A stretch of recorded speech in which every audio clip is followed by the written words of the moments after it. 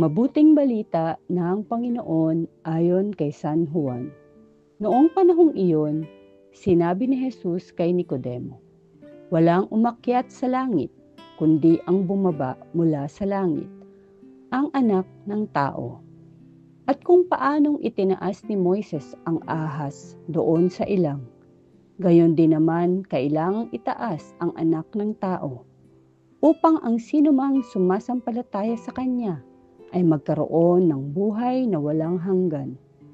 Gayon na lamang ang pag-ibig ng Diyos sa sanlibutan, kaya ibinigay niya ang kanyang bugtong na anak, upang ang sumasampalataya sa kanya ay hindi mapahamak, kundi magkaroon ng buhay na walang hanggan.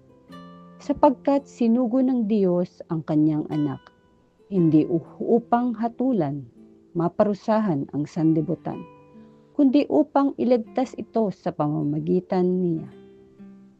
Ang mabuting balita ng Panginoon.